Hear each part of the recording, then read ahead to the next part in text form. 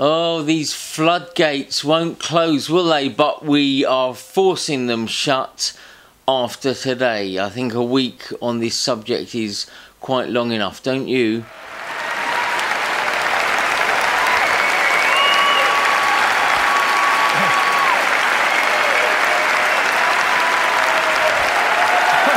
We have been talking about licensing and licensing fees, contracts all week long, and I think we've just about run its course. But do watch this space, because if we get some more comments from some of the big companies, then we'll probably let you know. Now I'm going to read some more. As I say, the floodgates have opened a little bit, and we've received more comments off more people. But I don't, for fear of repeating ourselves, I don't want to just read out complaints, although we have received about 8 or 9 more people talking about fees and what they've been going through and their opinions and experiences. But perhaps we'll leave that for an article in the next issue. What we're going to do now, we've also received some communications from Concord Theatricals again, and also from some other smaller and some big licensing companies. So we're going to read out some of those today.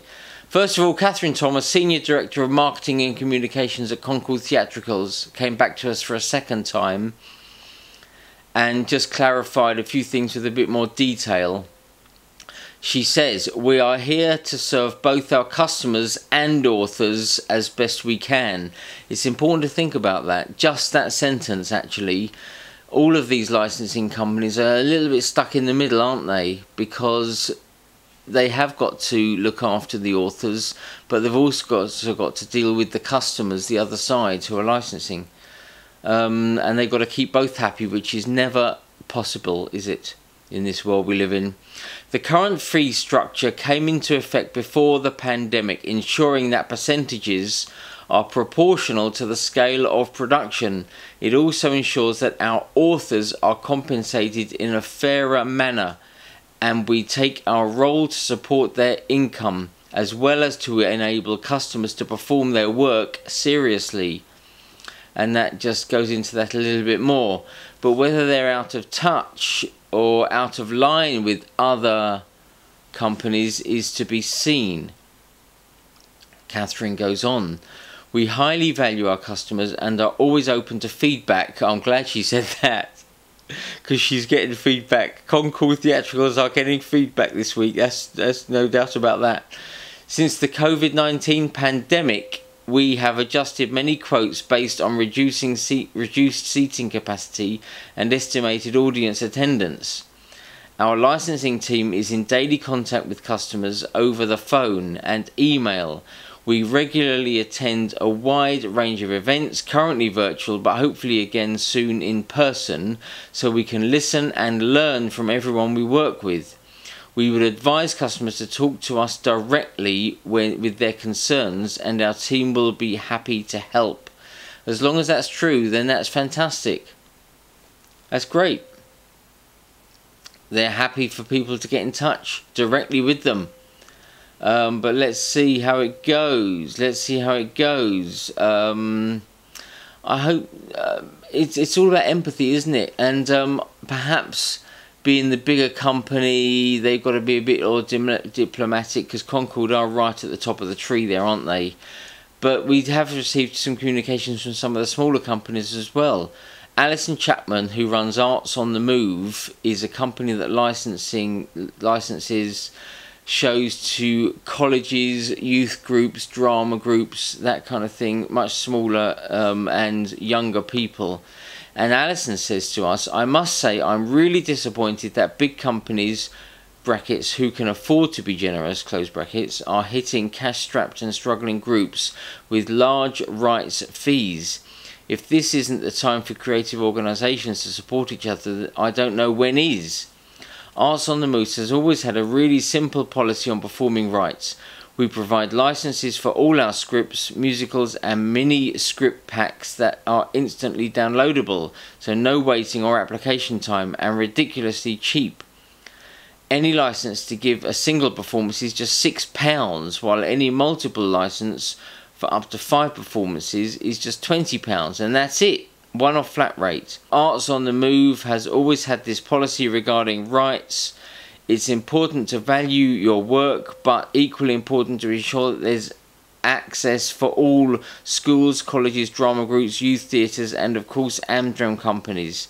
As long as I am manager of Arts on the Move, we will keep providing great value performance rights licenses for all our great scripts and musicals. I don't want to say we're all in this together, but we are. And that's it, isn't it? It's an empathetic angle that perhaps needs to be used and come through. So perhaps there's a little I don't know. Perhaps Concord can do something to sound a little bit more empathetic, at least. John Barton, back to the big boys. John Barton, he's marketing and publicity manager at Nick Hearn Books. He got in touch with us and said, Nick Hearn Books charges for amateur performance licenses on a simple performance basis. The exact fee varies depending on the type of show, which usually means its length, but the majority of the shows on our list are available at £75 plus VAT per performance. This fee is not connected to venue capacity or box office takings, so amateur groups licensing Nick Hearn Books shows always have certainty and clarity about how much their performing rights will cost.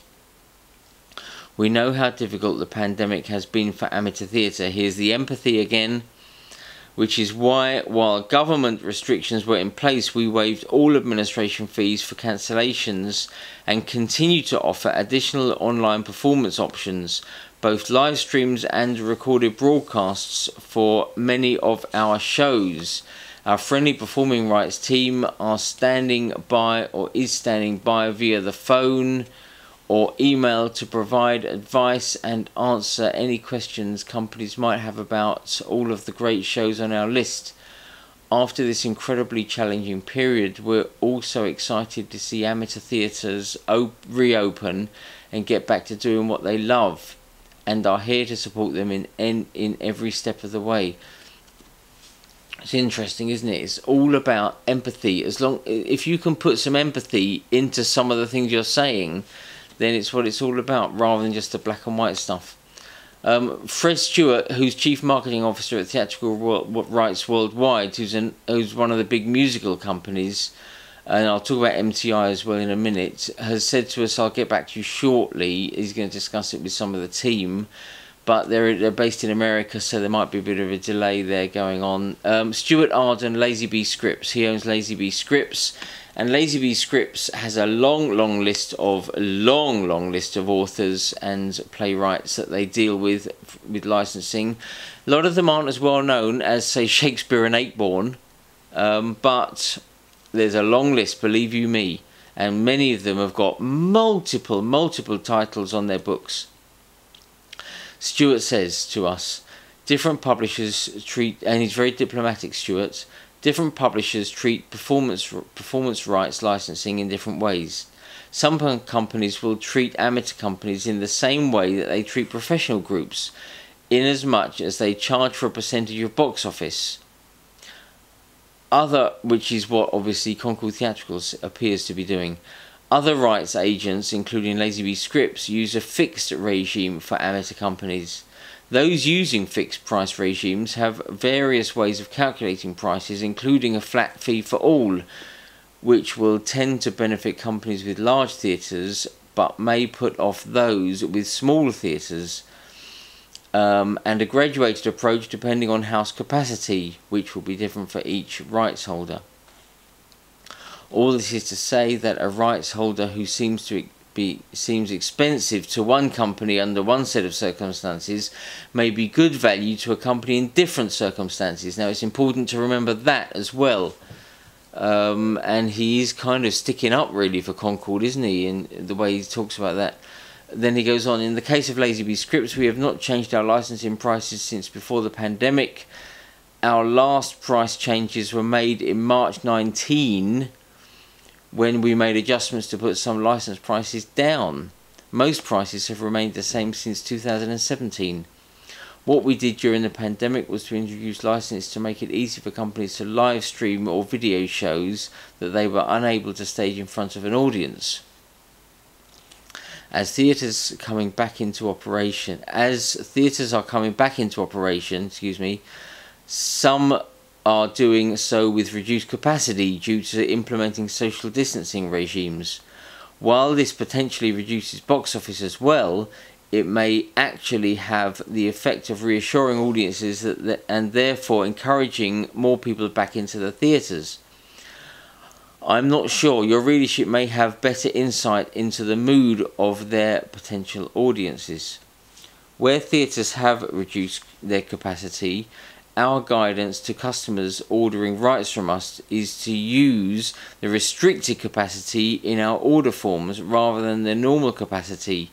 In other words, we are supporting groups who are running restricted capacity regimes. From the point of view of publishers and rights agents, recovering from the pandemic will be a slow process. Of course, our income tanked whilst theatres were closed. As theatres open, we will not instantly spring back to where we were, since many companies will be staging shows which they postponed from 2019, as a result of which we will not be selling new licenses to them. They'll obviously be basing things on their original license, and it's important to remember that we are all springing back from 17 whatever month it is of inactivity, whether it's us at Sardines, we at Sardines, whether it's big licensing companies, small licensing companies, amateur theatre groups or their members. Everyone is coming back.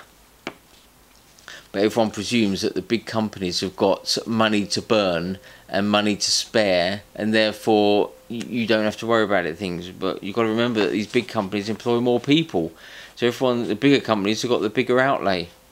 Now MTI, the musicals company which merged with Joseph Weinberger some years ago, specialises in licensing musicals. Many musical groups out there, amateur groups, use MTI on a regular basis.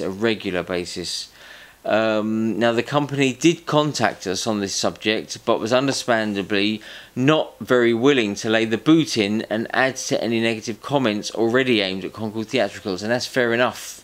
They obviously know the people at Concord, and I wouldn't be surprised if they don't. They've said MTI probably also hasn't enough on its plate right now. Just one example, we'll be organising the big All Together Now initiative that it's doing in November. You know, the long week in November from the 12th, Friday the 12th to Monday the 15th, when you can license a whole list of the most popular and famous songs, arguably the most popular and famous numbers from shows in theatre history, and produce them for completely free of charge. You do have to license All Together Now show, but it is free, and you can't get much cheaper than free, can you? Similar to Nick Kern Books, MTI was also quoted on Wednesday's video in, I believe we quoted it in the bit that we read out. I hope we did. Anyway, they were both mentioned anyway in our Wednesday video from one of our disgruntled licensors, let's call them, in a positive light. They were quoted in a positive light, citing their approach to licensing fees, that kind of thing. Anyway, there we go. Now, as I say, if Theatrical Rights Worldwide get back to us, or MTI give us some sort of official statement, or if Concord Theatricals come back to us with an official statement, we will bring that to you. But other than that, I think we'll probably put it all into some sort of cleverly worded article, news article in our next issue, and we'll close this subject off today, barring those possible emails, because we can't go on forever and it will get boring, and we've got to stop while we're ahead almost. And it is going a bit crazy at the moment. But anyway, there we go. Please do let us know any more thoughts, because we would still like to hear your thoughts, even if it's just for the article in the next issue. We would like to hear your thoughts, and anything major that comes in, we will announce, because we are announcing news as it comes in, as and when it comes in. So there we go. Over to you. Stay safe, stay well. We're back. Bye for now.